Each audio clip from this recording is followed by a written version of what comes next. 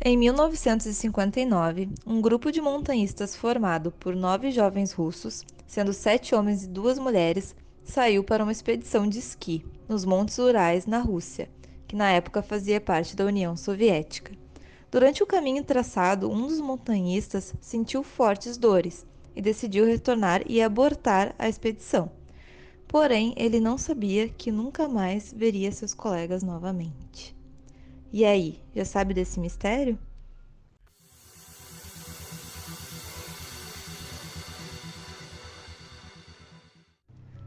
A caminhada teve início no dia 27 de janeiro.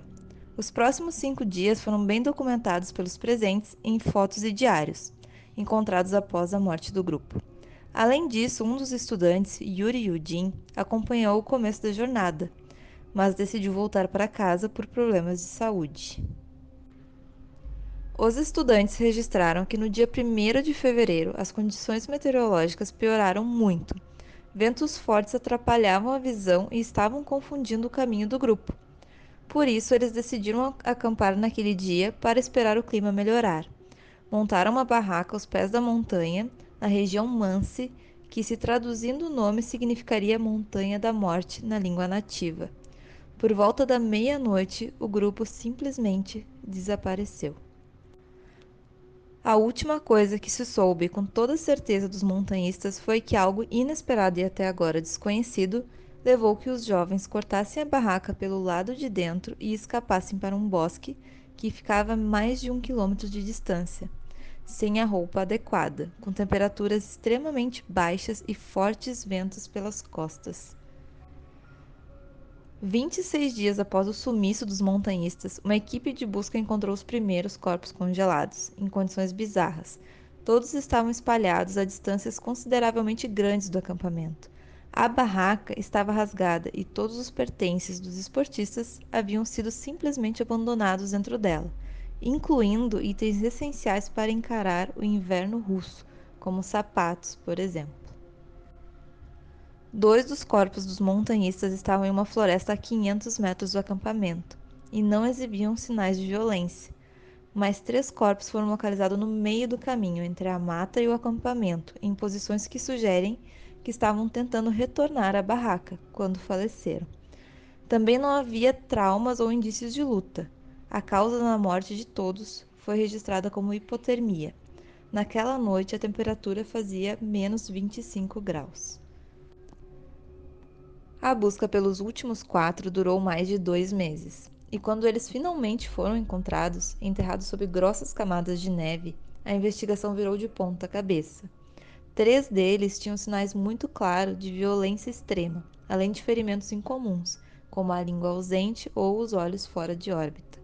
Para piorar, alguns deles apresentavam níveis de radiação acima do normal em suas roupas, e suas peles estavam acinzentadas ou alaranjadas de maneira estranha. O incidente do Passo de Dyatlov, como ficou conhecido, tornou-se um dos mistérios mais famosos e intrigantes do século XX. Ninguém sabe quem ou o que ceifou os estudantes, nem por que os corpos encontravam-se naquelas condições. Todo tipo de teoria já foi criada, desde o envolvimento do governo soviético, de aliens ou até um Yeti, o abominável Homem das Neves. Segundo a investigação criminal soviética de 1959, uma força natural convincente teria causado a morte do grupo.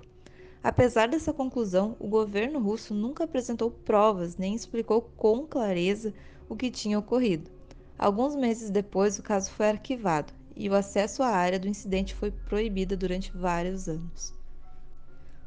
Essa lacuna na investigação, somada a testemunhos de supostas observações de esferas laranjas que flutuavam no céu durante aquela noite e supostos rastros de radioatividade encontrados nas roupas dos montanhistas, fez com que os familiares dos mortos desconfiassem da versão oficial. Perante a ausência de uma explicação lógica que revelasse as causas das mortes, as teorias conspiratórias em torno do caso foram se espalhando por toda a Rússia. Mas por que os montanhistas tiveram que abandonar realmente suas barracas? E como de fato morreram?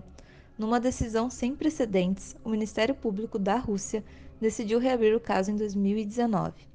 e informou que uma avalanche de neve tinha sido a verdadeira causa das mortes.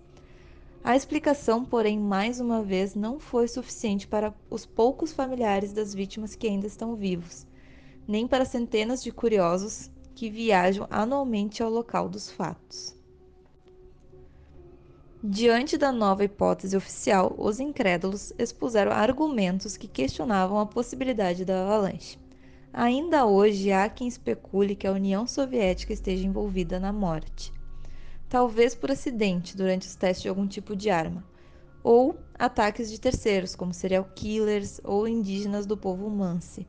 Também são levadas como possibilidade, mas a verdade é que não há nenhum indício de que houvesse mais gente no cenário ou que alguém tenha se aproximado da barraca.